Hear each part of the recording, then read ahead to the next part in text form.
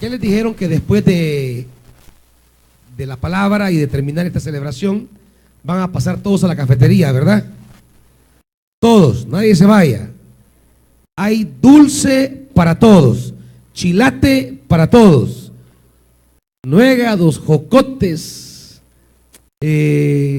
torrejas, nuegados de yuca, nuegados de huevo, nuegados de maíz, nuegados de qué más hacen, de masa.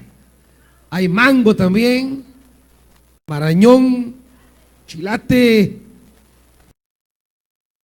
hay de todo. Pase a recoger su poquito y compartamos un momento de comunión junto con los hermanos. Evangelio según Juan, capítulo 19.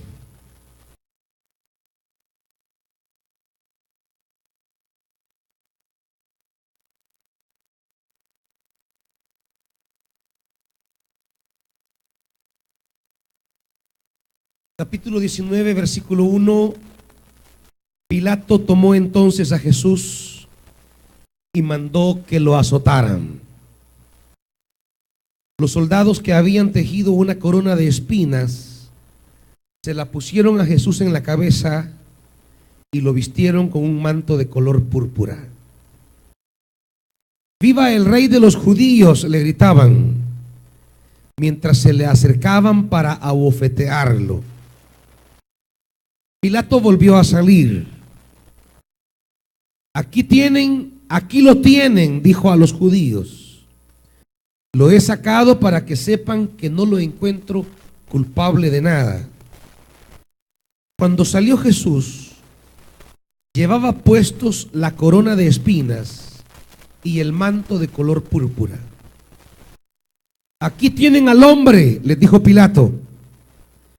Tan pronto como lo vieron, los jefes de los sacerdotes y los guardias gritaron a voz en cuello: crucifícalo, crucifícalo. Pues llévenselo y crucifíquenlos ustedes, replicó Pilato.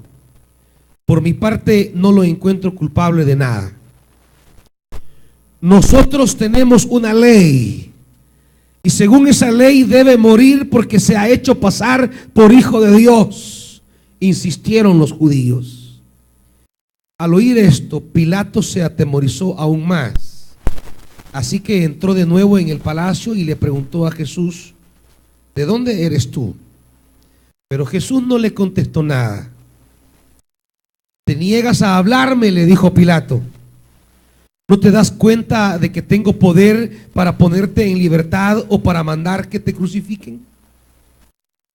No tendrías ningún poder sobre mí si no se te hubiera dado de arriba, le contestó Jesús. Por eso el que me puso en tus manos es culpable de un pecado más grande. Desde entonces Pilato procuraba poner en libertad a Jesús, pero los judíos gritaban desaforadamente: si dejas en libertad a este hombre, no eres amigo del emperador. Cualquiera que pretende ser rey se hace su enemigo. Al oír esto, Pilato llevó a Jesús hacia afuera y se sentó en el tribunal, en un lugar al que llaman el empedrado, que en arameo dice Gabatá. Era el día de la preparación para la Pascua, cerca del mediodía. Aquí tienen a su rey, dijo Pilato a los judíos. ¿Acaso voy a crucificar a su rey?, replicó Pilato. No tenemos más rey que el emperador romano, contestaron los jefes de los sacerdotes. Entonces Pilato se lo entregó para que lo crucificaran, y los soldados se lo llevaron. Jesús salió cargando su propia cruz hacia el lugar de la calavera, que en arameo se llama Gólgota. Ahí lo crucificaron, y con él a otros dos, uno a cada lado y Jesús en medio. Pilato mandó que se pusiera sobre la cruz un letrero en el que estuviera escrito: Jesús, Rey de los judíos. Muchos de los judíos lo leyeron porque el sitio en que crucificaron a Jesús estaba cerca de la ciudad. El letrero estaba escrito en arameo, latín y griego. No escribas, rey de los judíos, protestaron ante Pilato los jefes de los sacerdotes. Era él quien decía ser rey de los judíos. Lo que he escrito, escrito está, le contestó Pilato. Padre, queremos pedirte que tu Santo Espíritu nos ayude a entender la muerte de tu amado Hijo y la manera de cómo nuestra vida encaja en la vida y la muerte de Jesús para participar de la glorificación de Jesús. Padre, asístenos con el ministerio docente del Santo Espíritu y danos un corazón sensible a tu palabra, en el nombre de Jesús. Amén.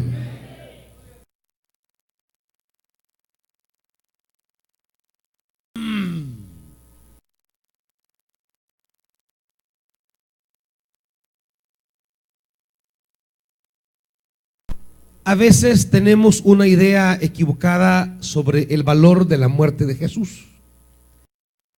Se oye con frecuencia decir en los evangélicos por el poder de la sangre de Jesús, o por la sangre de Jesús, o se ve a las personas católicas romanas andar el crucifijo como una especie de amuleto, pensando que la cruz tiene un poder en sí mismo. Hemos desarrollado casi una idea mágica de la cruz, una idea mágica de la muerte, como que la muerte en sí misma fuese instrumento de salvación, como que la muerte fuese un acto mágico solamente por la muerte. Y esa es una idea equivocada, hermanitos. Tendríamos que preguntarnos, ¿y qué tal si Jesús viene, predica lo que Dios lo ha mandado a predicar, enseña lo que Dios lo ha mandado a enseñar, hace lo que Dios lo ha mandado a hacer, pero no muere? Sería de preguntarnos, ¿no habría entonces salvación? ¿No tendría su palabra y sus obras fuerza de salvación? Claro que sí. Pero ¿por qué la muerte? El problema es separar la muerte de la vida de Jesús. La muerte de Jesús no fue un acontecimiento desligado de su vida. Es más, la manera como él vivió su vida es justamente lo que le condujo a la muerte. Es precisamente la manera como vivió lo que lo llevó a la forma en que murió. La crucifixión era religiosa y políticamente un acto vergonzoso. Religiosamente, la ley judía declaraba maldito a todo el que es colgado de un madero.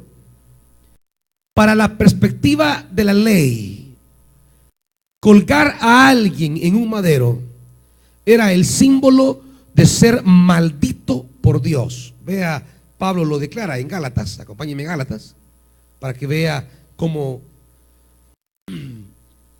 se miraba desde la perspectiva judía la muerte de Jesús.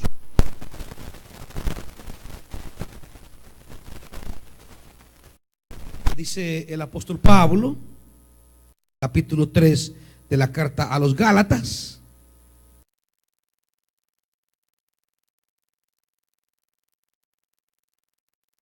¿Lo tienen?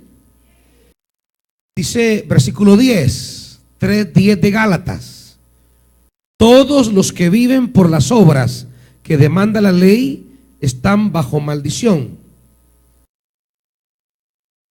Pues está escrito: maldito sea quien no practique fielmente todo lo que está en el libro de la ley.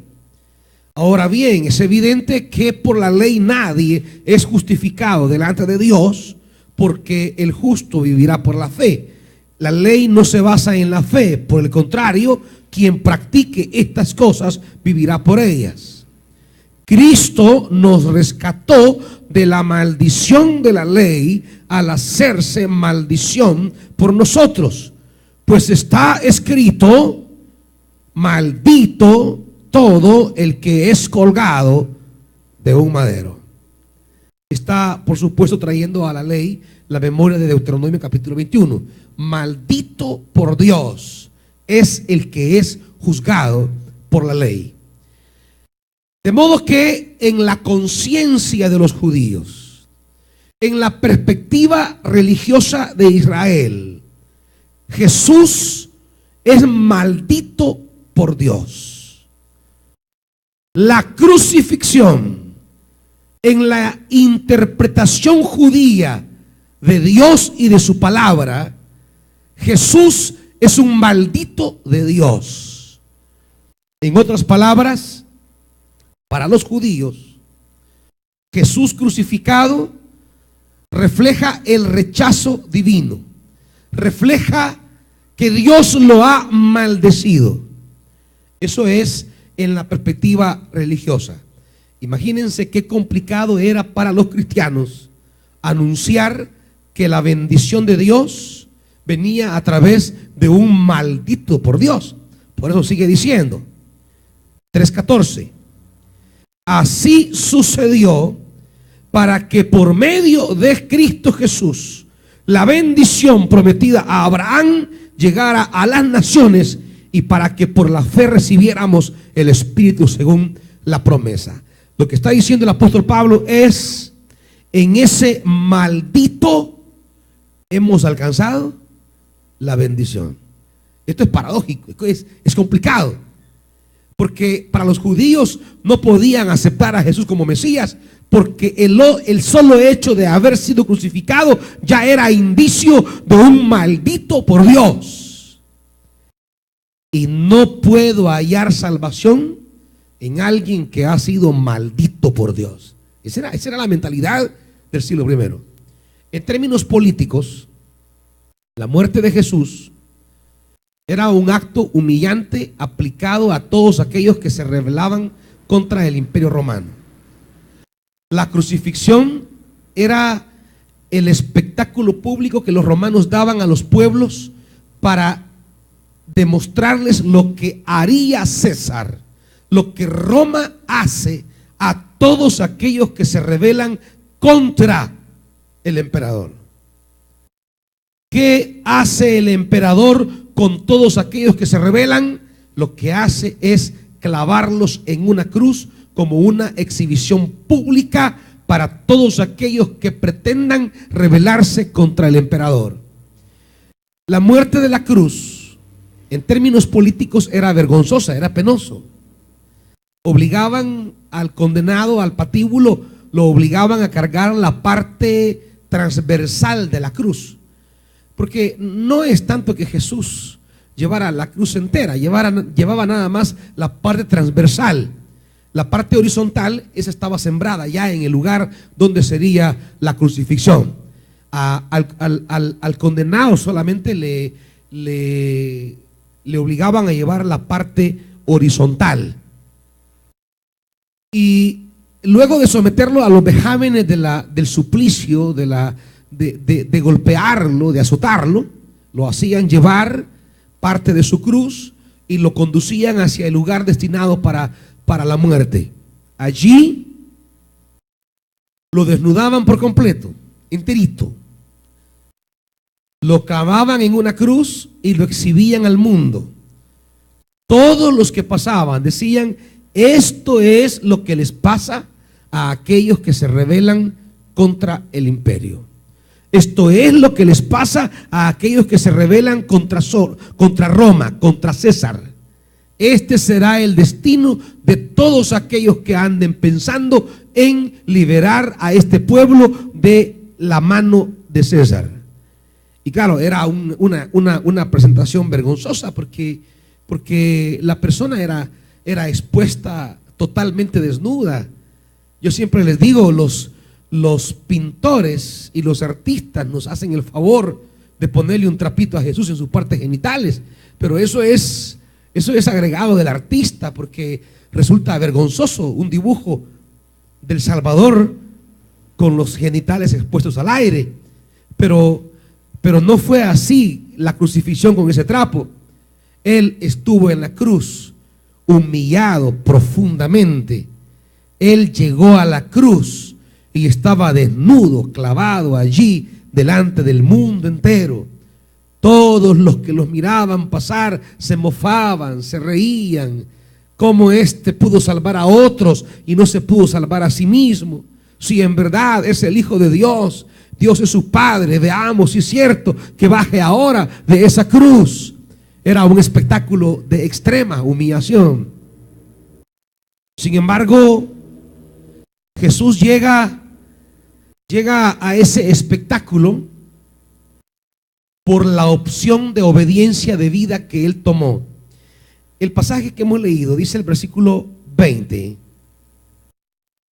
muchos de los judíos lo leyeron, porque el sitio en que crucificaron a Jesús estaba cerca de la ciudad.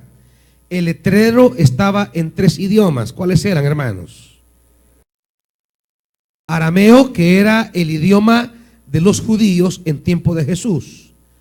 En tiempo de Jesús no se hablaba el hebreo original, del cual siempre ellos habían tenido como idioma materno. Ya el hebreo se había restringido casi al uso de la sinagoga y a la lectura de las escrituras. El idioma popular de todo Palestina en tiempo de Jesús era el arameo. ¿Cuál es el segundo idioma? El griego. El griego era el idioma universal de todo el Imperio Romano. El griego fue el idioma que se generalizó en todo el imperio. Cuando Alejandro Magno, 3 siglos antes de Cristo, conquistó el mundo entero, él tuvo la iniciativa de imponer el griego como idioma universal. Todas las naciones hablaban el griego como un idioma corriente, de uso popular, de uso universal. El griego representaba la cultura filosófica de Grecia, la educación. Diríamos que el griego representaba la cultura, lo mejor de la filosofía. Y el último idioma es el latín, que es el idioma de Roma. Es el idioma oficial del palacio. Es el idioma del imperio. Es el idioma que representa la estructura militar, política y económica de Roma. En los 3 idiomas que menciona la Biblia, lo que tenemos no son simples 3 idiomas.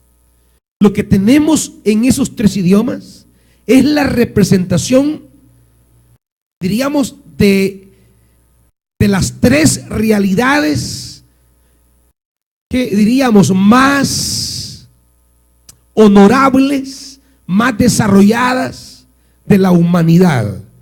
Es decir, si nos preguntamos ¿qué fue lo mejor que el hombre haya producido en ese desarrollo de las capacidades humanas? ¿Qué es lo mejor que el hombre pudo haber conocido sobre la tierra? Y estos 3 idiomas representan a las 3 naciones que han producido 3 cosas grandes y maravillosas en la perspectiva humana. Primero, el idioma arameo nos habla de la religión judía, esa religión basada en la Torá, en el templo y en esa larga tradición. Cuando la Biblia habla de arameo, está hablando de toda la riqueza religiosa que Israel creó al paso de los siglos. Al decir estaba escrito en arameo, estamos hablando de la expresión religiosa más evolucionada que el ser humano pudo haber imaginado.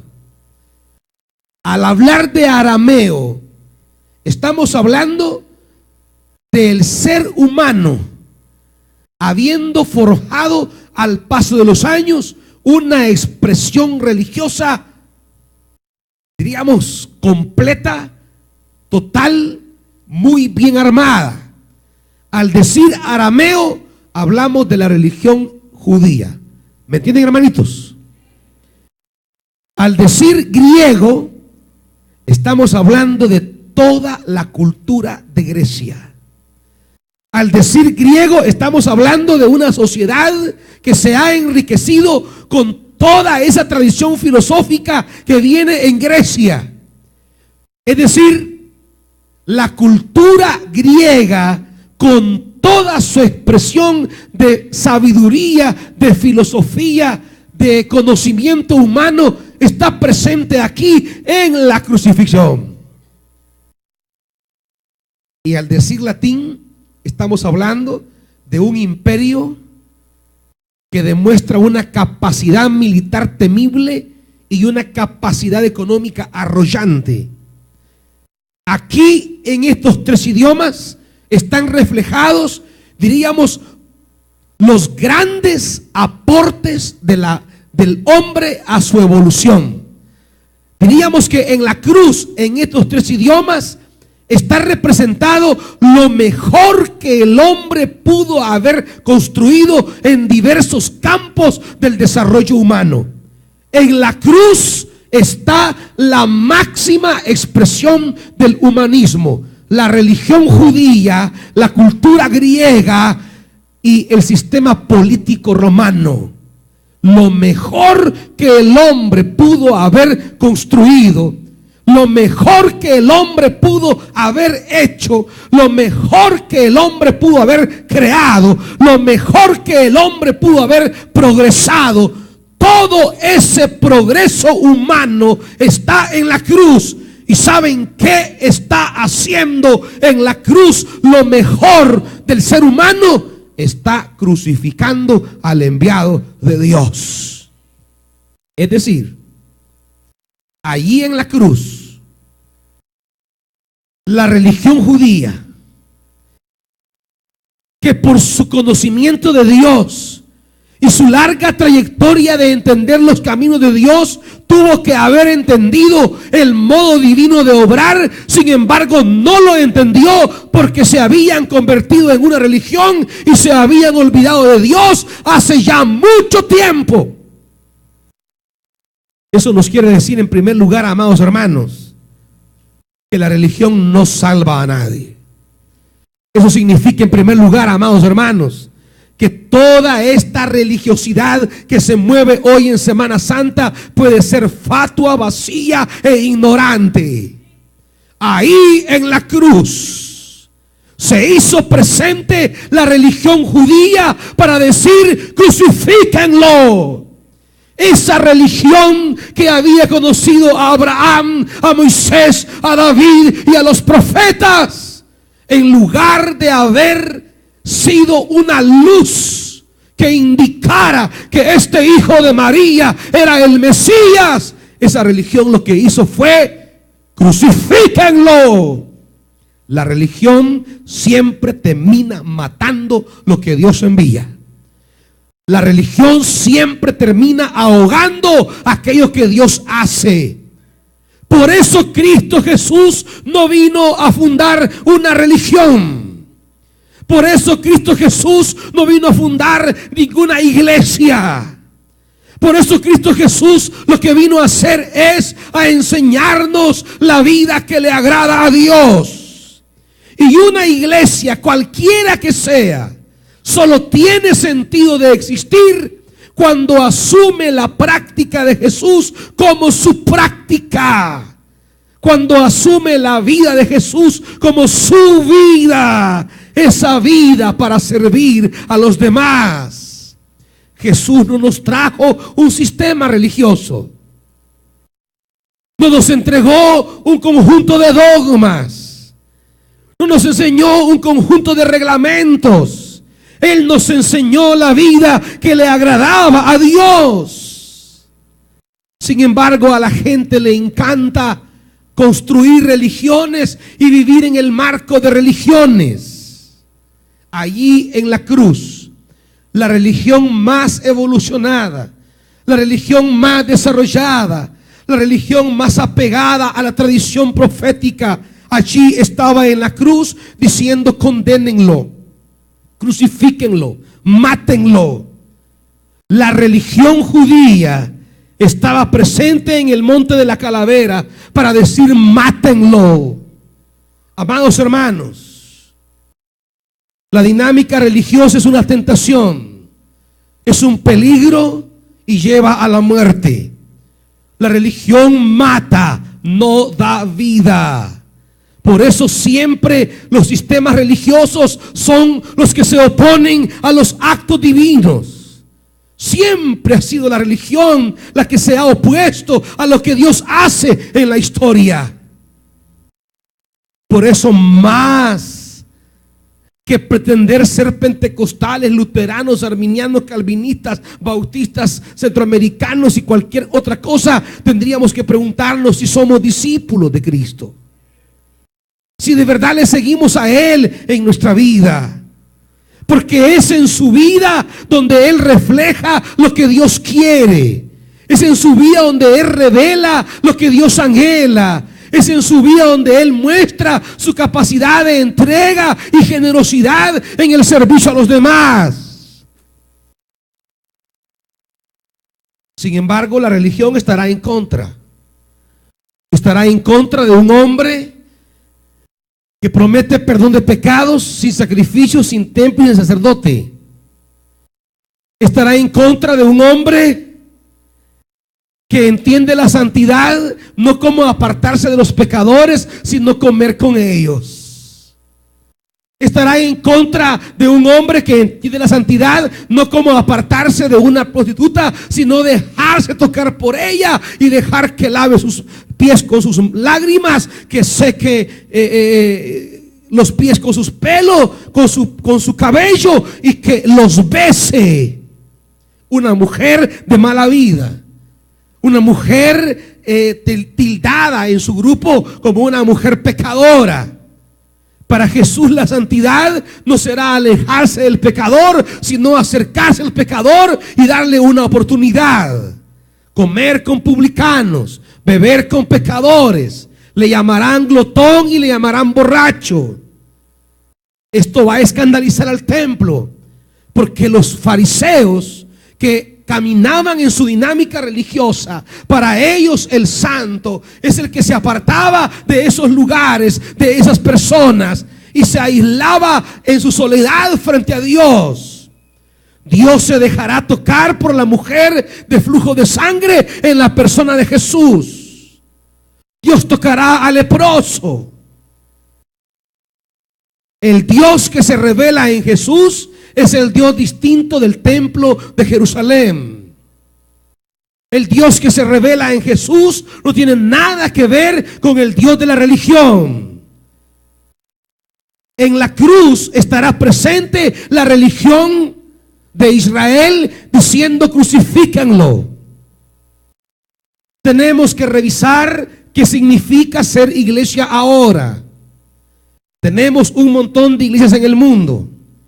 En este país creo que ya no necesitamos más iglesias. En este país creo que ya no tenemos que pensar en más iglesias como creyendo que la iglesia es la solución. La iglesia no es la solución. La iglesia no es la respuesta. La respuesta es aquello que Jesús nos enseñó en su vida. Lo que este país necesita es aquello que Dios nos mostró en la persona de Jesús. Y eso le llamó Jesús el reino de Dios. Reino de Dios es otra cosa. Hoy la iglesia se constituye en iglesia y ya anda pensando quién va a mandar, quién va a dirigir, quién va a gobernar, qué templo va a construir. Queremos el templo más lindo de la ciudad. Queremos que la gente vea el templo y diga: ¡wow! ¡Qué templo! Esa iglesia no la necesitamos más. Los templos no han cambiado al ser humano. Los templos no han salvado a nadie. Los templos no han liberado a nadie. No necesitamos más catedrales ni más templos. Si ha de existir la iglesia, es solo por una razón: gente que haga de la vida de Jesús su estilo de vida, gente que haga de Jesús su manera de caminar entre los hombres. Si la iglesia tiene una razón para existir, es una iglesia en la medida que encarna los ideales y las aspiraciones de Jesús. Solamente podemos ser iglesia en la medida que anhelamos dar el todo de nuestra vida por aquello que fue para Jesús lo más importante: la presencia de Dios entre los hombres. Lo que importa, amados hermanos, es saber si estoy dispuesto a dar mi vida por los asuntos de Dios. Pero cuán lejos estamos muchos del corazón de Jesús, de la práctica de Jesús, cuando hemos entendido ir a la iglesia como hobby, como entretención, como diversión, o simplemente para que me vaya bien en la vida. De modo que cuando ya me va mal, renuncio al evangelio, dejo a Jesús, dejo a Dios y me voy al mundo de nuevo. Eso solo refleja una imagen de la iglesia que nos han enseñado y que está equivocada. Si somos parte de la comunidad de Jesús, que es la iglesia, si decimos ser parte de Dios, si decimos seguir a Jesucristo, esto es llevar una vida que a veces podemos estar bendecidos y a veces podemos estar bajo prueba. A veces podemos estar en la tierra bendecida y a veces estar atravesando el desierto. Pero sea en la tierra bendecida o sea en el desierto, nuestra vida estará allí lista para decirle a Dios: te seguiré y te serviré. Es poner la vida para Él. Allí en la cruz, la religión dijo: maten al enviado de Dios. Ahí en la cruz, la religión dijo: este es un blasfemo, este es un hereje, mátenlo.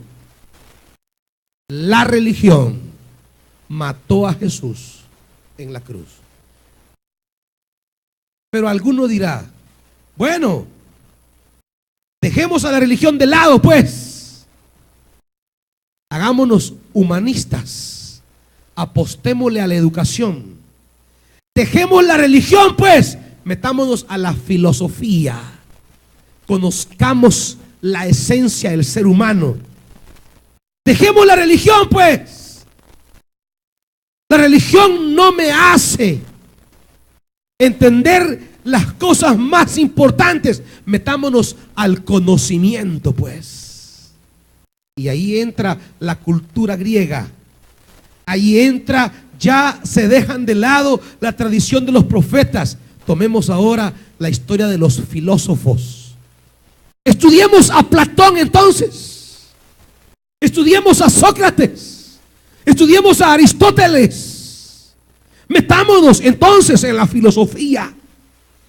Tal vez por medio de la filosofía podemos entender las cosas valiosas del ser humano. Hermanos, igual, ahí en la cruz estaba presente la cultura griega. Ahí en la cruz la sabiduría humana también estaba condenando a Jesús. Y dice Pablo en 1 Corintios, vaya conmigo por favor. 1 Corintios. Un poquito de monitores por favor, hijo. 1 Corintios. Capítulo 1. 1 Corintios capítulo 1.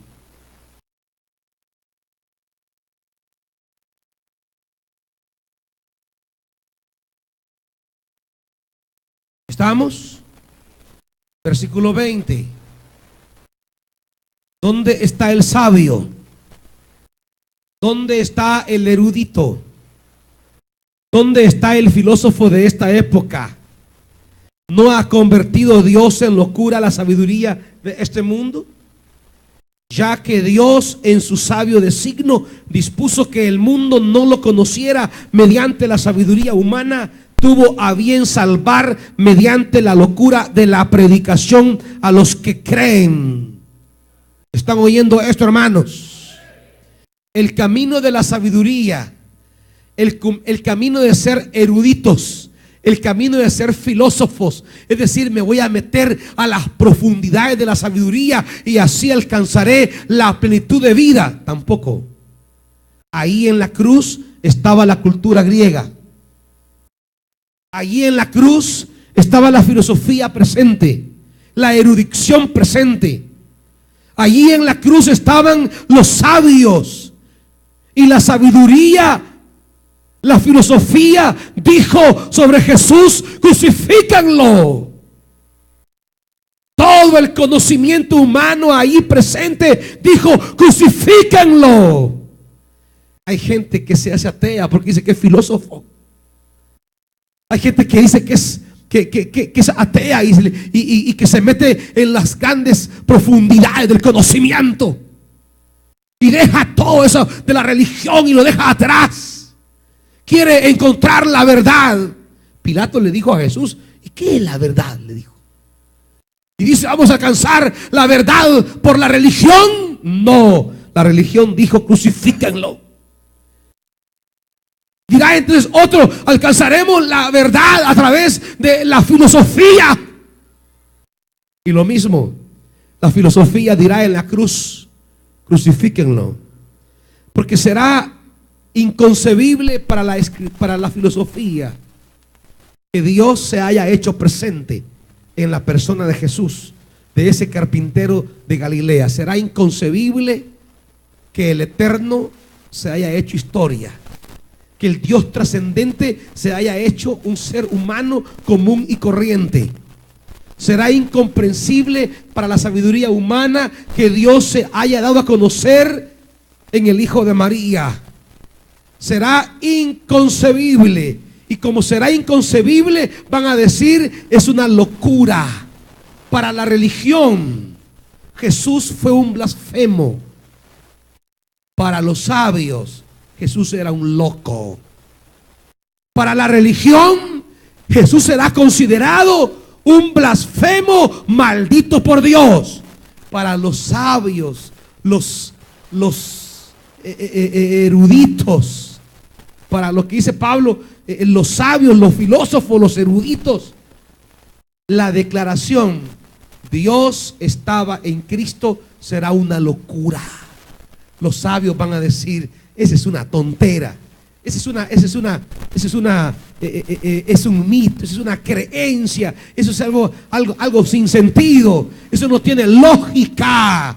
Está lejos de todo el sistema racional de Descartes o de Platón o de Aristóteles. Esos son silogismos equivocados. Todo eso es una racionalidad atrofiada. No tiene nada de lógica el mensaje de la cruz. Dios en Cristo salvando al ser humano en la cruz. Eso no tiene nada de verdad. Es una torpeza, una locura. Y la filosofía va a decir: a ese loco mátenlo. Todo lo que el ser humano pueda crear va a decir en la cruz: es una locura pensar que en ese crucificado yo tengo salvación. No solo la religión condenó a Jesús, también la cultura griega, pero también el Imperio Romano, los poderes establecidos, el sistema económico y político va a matar a Jesús en la cruz. Dice el capítulo 2 de 1 Corintios. 1 Corintios 2:7. Más bien exponemos el misterio de la sabiduría, una sabiduría que ha estado escondida y que Dios había destinado para nuestra gloria desde la eternidad. Ninguno de los gobernantes de este mundo la entendió, porque de haberla entendido no habrían crucificado al Señor de la gloria. El sistema político de Roma condenó a Jesús, lo crucificó y lo declaró un revoltoso social. Jesús fue condenado como subversivo. La cruz representa la condena de la religión, de la cultura y del gobierno. En la cruz es como que se uniera el mundo entero para decir: mátalo. En la cruz tenemos la convocatoria de todo aquello que el ser humano ha producido y que presenta como credenciales de su desarrollo y de su humanidad. En la cruz, todo lo que el ser humano ha pensado ser, en la cruz termina condenando a Jesús. Ese está loco, es un blasfemo y es un subversivo y merece la muerte. La manera en que Jesús vivió no fue aceptado por la religión. Las cosas que Jesús enseñó no fueron aceptadas por la filosofía. Las cosas que Jesús hizo no fueron reconocidas por el imperio. Lo que Él enseñó, lo que Él hizo, lo que Él practicó, fue condenado por todo aquello que el ser humano había construido como la mejor expresión de sí mismo. En la cruz, la religión, la filosofía y la política condenaron a Jesús. En la cruz convergen la religión, la filosofía y la política, y al unísono las tres gritan: crucifícale. Es más, no solo gritan crucifícale, sino que ahí convergen para provocar un sistema, un camino que llevará a Jesús a la muerte. Jesús no muere de muerte natural. A Él lo matan, a Él lo asesinan, contra Él conspiran. La religión, la filosofía y la política van a unirse para conspirar contra Jesús y lo van a llevar a la cruz. Dice capítulo 19,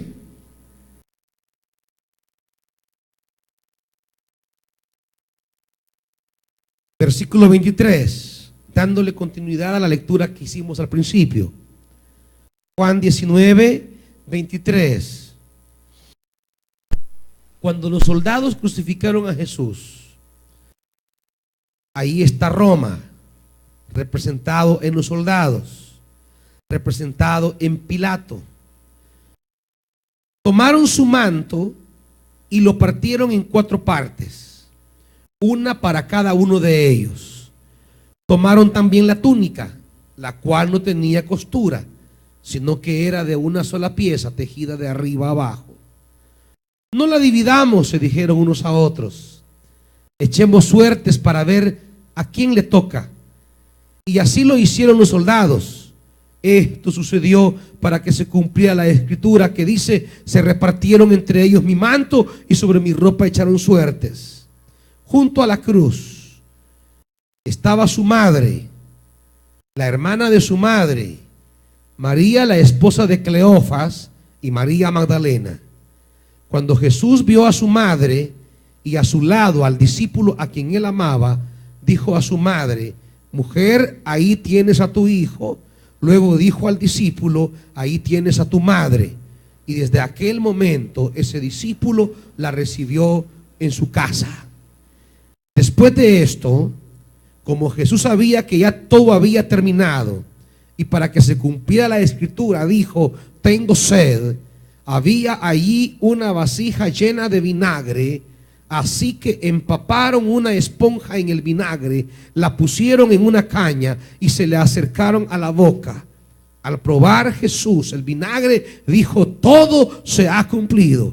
Luego inclinó la cabeza y entregó el Espíritu. Entregó el Espíritu. Aquí nace la verdadera iglesia.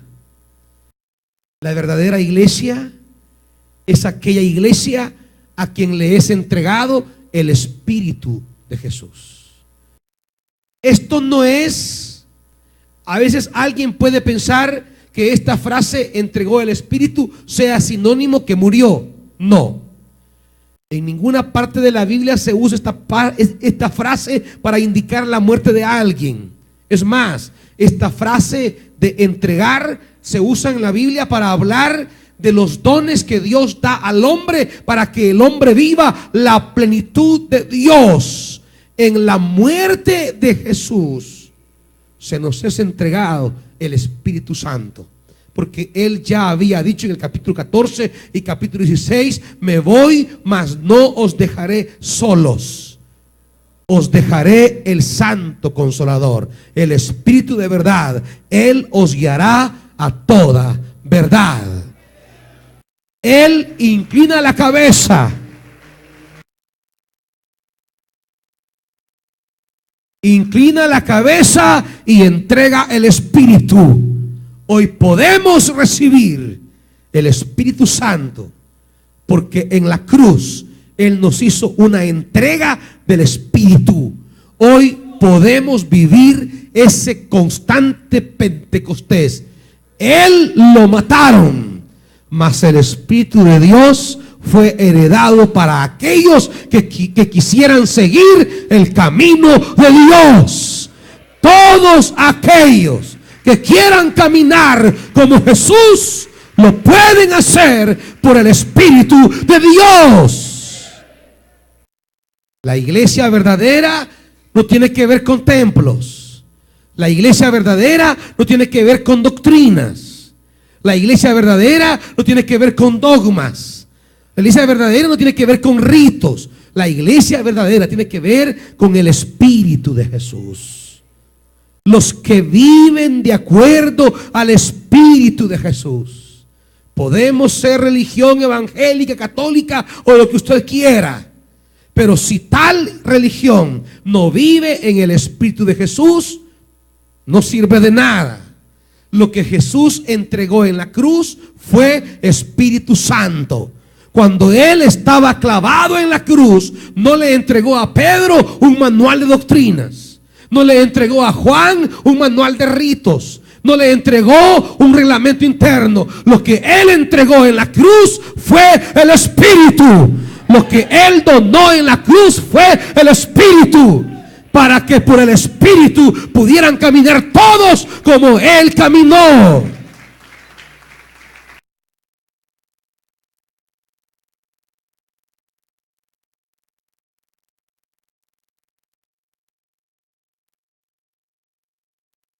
El Señor no nos entregó una religión, nos entregó el Espíritu. Porque el Espíritu de Dios es el que nos conduce a los caminos de Dios. Y hoy día es el Espíritu lo que más se desconoce en las religiones. Usted entra en una iglesia y ya lo quieren hacer bautista, reformado, anglicano, pentecostal. Usted va a una iglesia y ya le van metiendo doctrina. Si vale la pena entrar a una iglesia, solo es para una cosa: para recibir el Espíritu Santo, para conocer al Espíritu Santo, para caminar en el Espíritu, para servir en el Espíritu, para predicar en el Espíritu, para llevar una vida del Espíritu. Si no llevamos una vida del Espíritu, entonces lo demás es pura religión. Y la religión ya sabemos qué es lo que dice. ¿Qué dice la religión? Crucifícale. Si no hay espíritu, hay religión. Y la religión mata a los enviados de Dios. Pero el Espíritu produce vida. El Espíritu da salvación. El Espíritu da liberación. En la cruz, lo que Él nos entregó fue el Espíritu Santo. ¿Me oyen, hermanos? En este día hablamos de la crucifixión. ¿No habría mayor preocupación de parte nuestra? No es este día para estar llorando con la película de Mel Gibson. No es este día para decir: ay, cómo lo golpearon. No.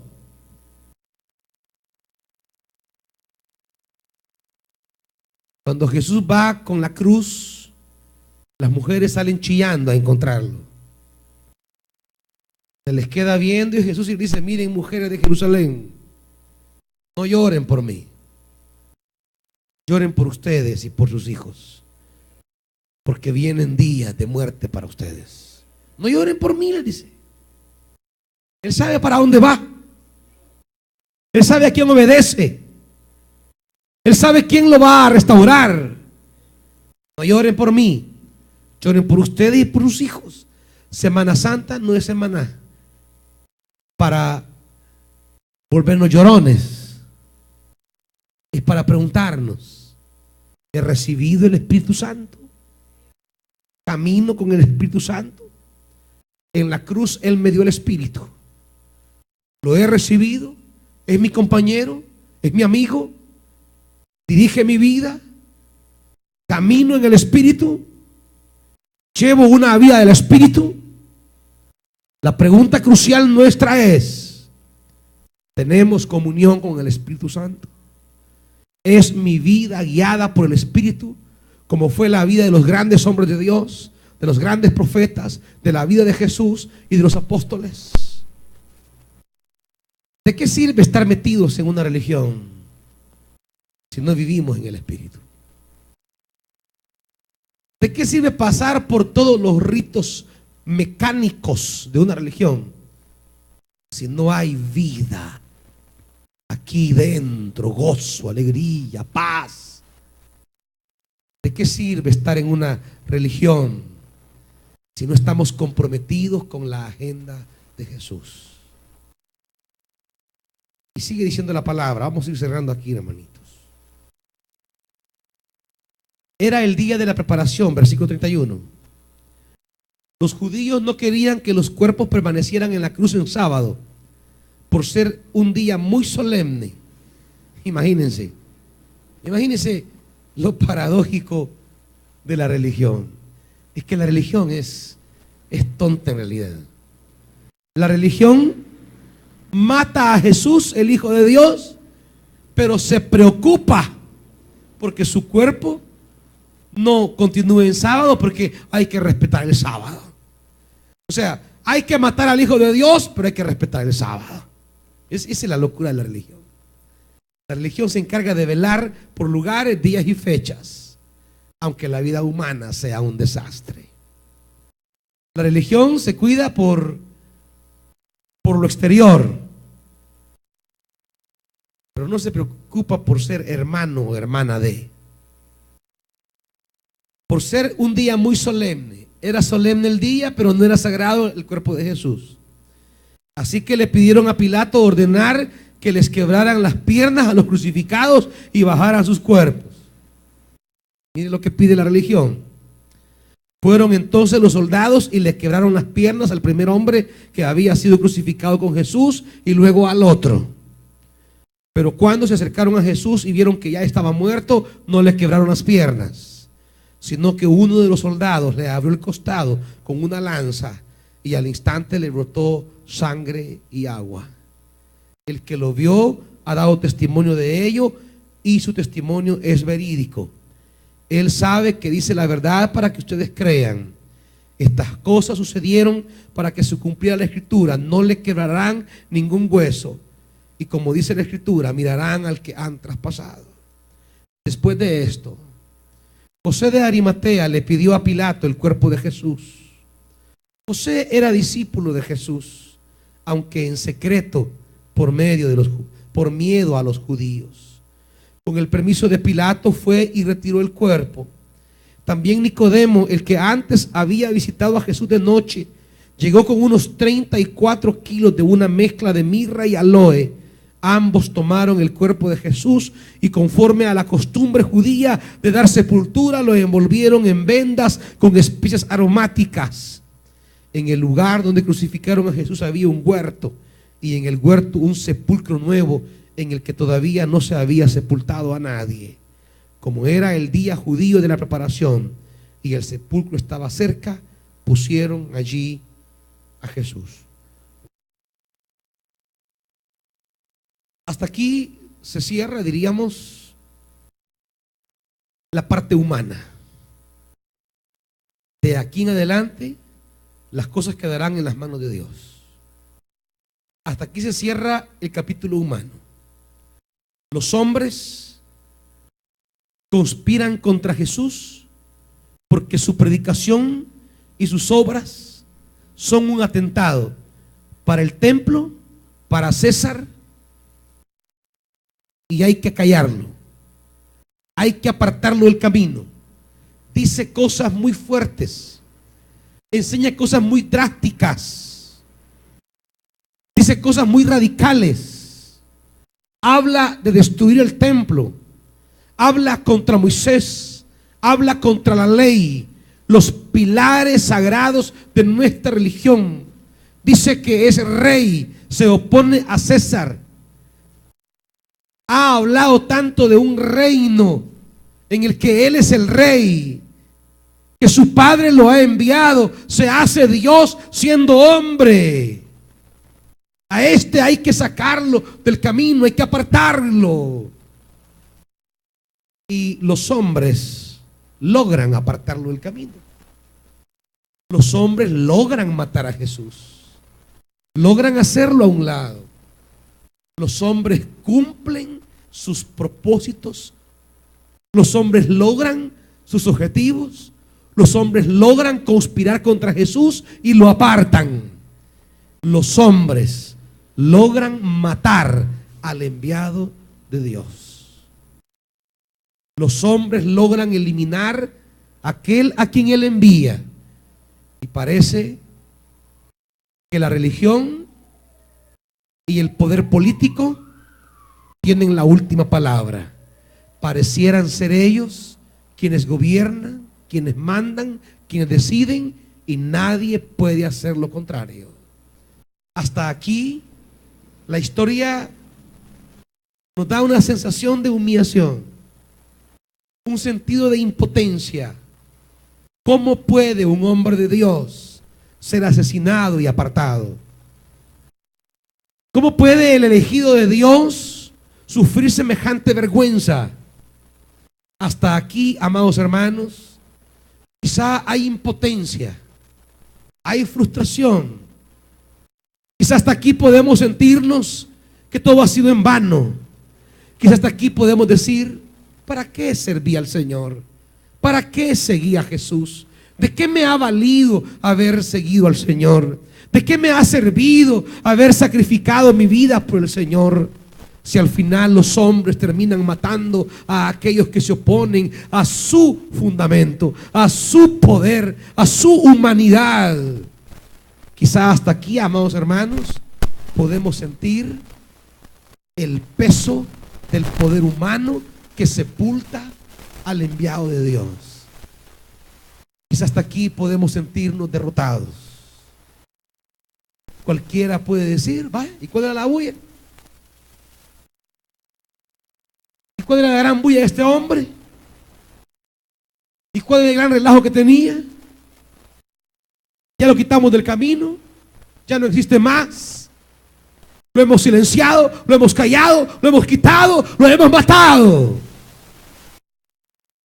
Sin embargo, ya todos sabemos lo que vamos a celebrar el día domingo a las 6 de la mañana. Vamos a celebrar que no todo terminó en el sepulcro. No todo termina con la muerte. La última palabra no es el sufrimiento que estamos experimentando, hermanos. La última palabra no es la desesperación que sentimos. La última palabra no es esta derrota que aparentemente estamos viviendo. La última palabra no la tiene, hermanitos, la necesidad que hoy usted tiene, la enfermedad por la que atraviesa, la soledad que experimenta, el sufrimiento que adolece. La última palabra no la tiene el sentido de impotencia que se apodera de nosotros a veces. Amados hermanos, quizás servir al Señor nos lleve por momentos bien difíciles. Quizá obedecer a Dios y caminar en la lógica de su reino nos lleve a momentos bien complicados. Quizá habremos apostado la vida, habremos entregado todo lo que somos y quizá vamos a vivir momentos difíciles, estrechos, encerrados. Sentiremos que hemos llegado al final del camino. Pero, amados hermanos, las realidades humanas adversas que vivimos no tienen la última palabra, no tienen la voz definitiva. El Dios al que servimos siempre volverá por nosotros. El Dios al que servimos siempre nos sacará adelante. Quizá aún en el peor de los casos, Pedro, que había negado a Jesús y quizá ya en su perspectiva era indigno de seguir al Señor, el Señor le hace una mirada de amor, el Señor lo restaura, el Señor le dirá: y díganle a Pedro que nos veremos allá en Galilea. Aún para aquellos que han atravesado situaciones adversas, a raíz quizá de sus mismas decisiones, aún para ellos hay esperanza. Para todos nosotros hay esperanza, amados hermanos. Para todos nosotros hay una posibilidad. Para todos nosotros, nuestra mayor preocupación es anhelar el espíritu que Jesús entregó en la cruz. No llega el reino de Dios con la muerte de Jesús. El reino de Dios camina en aquellos que sirven de acuerdo al espíritu de Jesús. Hay muchas maneras de servir, ayer hablábamos, pero solo hay una manera que le importa a Dios, y es servir en el espíritu de Jesús. Servir como Él sirvió, servir en la entrega que Él sirvió. Nada lo hizo volver atrás, nada lo hizo regresar, nada lo hizo renunciar, ni los desajustes emocionales con su familia. Su familia lo ofendía y le decía que era loco, que se le había zafado una tuerca. Sin embargo, eso no le quitó su empeño ni compromiso. Tenía a su alrededor gente que lo criticaba a sus espaldas. Siempre estaba por allí Judas hablando locuras de lo que él hacía. Sin embargo, aún sabiendo que la gente que estaba cerca de él lo criticaba a sus espaldas, ni siquiera esto lo desanimó. Porque el compromiso de Jesús no estaba fundamentado en los hombres, sino en el Espíritu de Dios. Por eso cuando Él muere, lo que entrega es el Espíritu, porque es el Espíritu lo que nos sostiene en cualquier trance de la vida, amados hermanos. No me venga chillando. Es que mire lo que me dijeron los hermanos. Es que mire lo que me dijo la hermana. No. Si tenemos el Espíritu Santo, Él nos sostendrá todos los días hasta el fin del mundo. Pónganse de pie, amados hermanos.